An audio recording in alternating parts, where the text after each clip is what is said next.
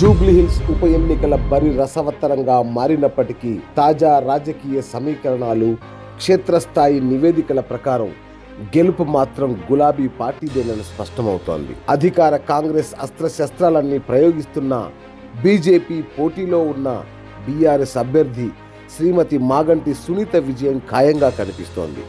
దీనికి కేవలం సానుభూతి ఒక్కటే కారణం కాదు. అంతకు మించిన బలమైన వ్యూహం, క్షేత్రస్థాయి బలం బీఆర్ఎస్కు అండగా నిలుస్తున్నాయి.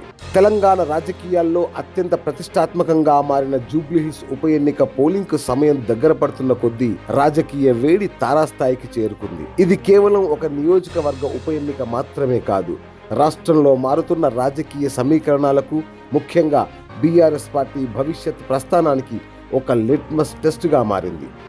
బీఆర్ఎస్ వర్కింగ్ ప్రెసిడెంట్ కేటీఆర్ అన్నట్లుగా పార్టీ జైత్రయాత్రకు ఈ ఎన్నిక నాంది పలుకుతుందని రాజకీయ విశ్లేషకులు సైతం అభిప్రాయపడుతున్నారు. తాజా అప్డేట్స్ ప్రకారం బీఆర్ఎస్ అభ్యర్థి మాగంటి సునీత విజయం ఖాయమనేందుకు 5 బలమైన కారణాలు కనిపిస్తున్నాయి. మొదటిది బలమైన సానుభూతి, మాగంటి గోపీనాథ్ వారసత్వం.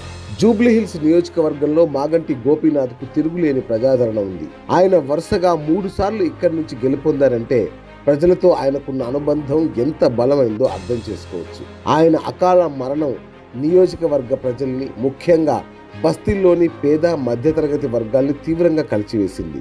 ఇప్పుడు ఆయన సతీమణి, సౌమ్యురాలు, విద్యావంతురాలైన శ్రీమతి మాగంటి సునీత బరిలో నిలవడం బీఆర్ఎస్కు అతిపెద్ద సానుకూలాంశం. ఇది కేవలం సానుభూతి ఓటు కాదు, గోపీనాథ్ కుటుంబానికి మేము అండగా ఉంటాం అనే బలమైన సెంటిమెంట్. ఈ సెంటిమెంట్ను అధిగమించడం కాంగ్రెస్, బీజేపీలకు దాదాపు అసాధ్యం. 2. కాంగ్రెస్ ప్రభుత్వంపై తీవ్ర ప్రజా వ్యతిరేకత. సాధారణంగా ఉప ఎన్నికల్లో అధికార పార్టీకి మొగ్గు ఉంటుంది, కానీ జూబ్లీహిల్స్లో పరిస్థితి పూర్తి భిన్నంగా ఉంది.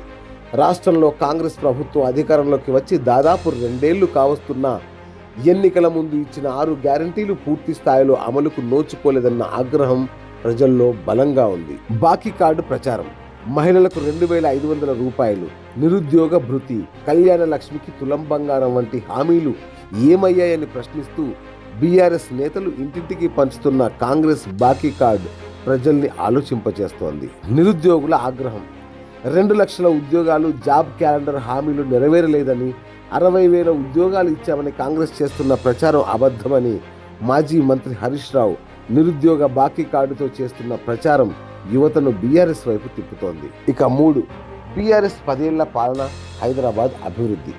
ఈ ఎన్నికల్లో బీఆర్ఎస్ తన 10 ఏళ్ల పాలనను, ముఖ్యంగా హైదరాబాద్లో చేసిన అభివృద్ధిని బలంగా ప్రజల్లోకి తీసుకెళ్తోంది. కేసీఆర్ పాలనలో 20,000 లీటర్ల ఉచిత మంచినీటి పథకం, బస్తీ దవాఖానాలు, 5 రూపాయలకే భోజనం, షాదీ ముబారక్, రంజాన్ తోఫా వంటి సంక్షేమ పథకాలు బస్తీల్లోని పేద మైనార్టీ వర్గాలకు నేరుగా చేరాయి.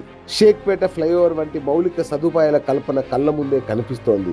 కాంగ్రెస్ 2 ఏళ్ల పాలనలో హైదరాబాద్లో ఒక్క ఫౌండేషన్ రాయి కూడా పడలేదు అని కేటీఆర్ చేస్తున్న విమర్శలకు ప్రజల నుంచి బలమైన స్పందన వస్తోంది. ఇక 4. కేటీఆర్, హరీష్ రావుల ముప్పేట దాడి. ఈ ఉప ఎన్నికను బీఆర్ఎస్ అత్యంత ప్రతిష్టాత్మకంగా తీసుకుంది. పార్టీ అధినేత కేసీఆర్ స్వయంగా వ్యూహరచన చేస్తుండగా కేటీఆర్, హరీష్ రావు నియోజకవర్గంలో మకాం వేసి మరీ ప్రచారాన్ని హోరెత్తిస్తున్నారు. ప్రతి ఇంటిని 2-3 సార్లు కలిసేలా పక్కా ప్రణాళికతో డివిజనల్ ఇన్ఛార్జ్లను నియమించారు.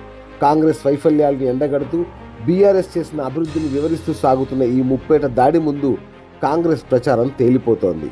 ఇక 5వ కారణం, ఓట్ల చీలిక, మైనార్టీల మద్దతు. జూబ్లీహిల్స్లో దాదాపు 35% ఉన్న మైనార్టీ ఓటర్లు కీలకం.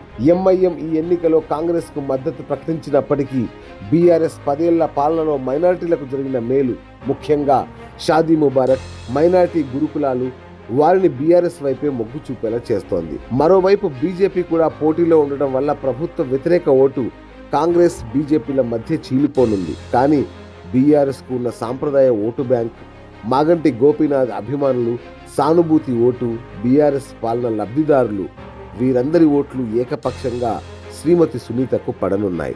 అధికార కాంగ్రెస్ ఎన్ని ప్రలోభాలు పెట్టినా, మంత్రుల దండును మోహరించిన జూబ్లీహిల్స్ ప్రజల నాడి స్పష్టంగా కారు గుర్తు వైపే ఉందని విశ్లేషకులు అంటున్నారు. దివంగత నేత మాగంటి గోపీనాథ్పై ఉన్న అభిమానం, కాంగ్రెస్ ప్రభుత్వంపై పెరుగుతున్న వ్యతిరేకత, బీఆర్ఎస్ 10 ఏళ్ల అభివృద్ధి పాలన, ఈ 3 అంశాలు కలగలిసి మాగంటి సునీత విజయాన్ని సునాయాసం చేయనున్నాయి. ఈ గెలుపు బీఆర్ఎస్ జైత్ర యాత్రకు తొలి అడుగు కావడం ఖాయం. సో క్షేత్రస్థాయిలో వాస్తవాలు, రాజకీయ సమీకరణాలు బీఆర్ఎస్కి అనుకూలంగా ఉన్న నేపథ్యంలో జూబ్లీహిల్స్ గడ్డపై మరోసారి గులాబీ జెండా ఎగరడం ఖాయంగా కనిపిస్తోంది. చూద్దాం, ఓటరు తీర్పు ఎటువైపో తేలాలంటే నవంబర్ 11 దాకా ఆగాల్సిందే.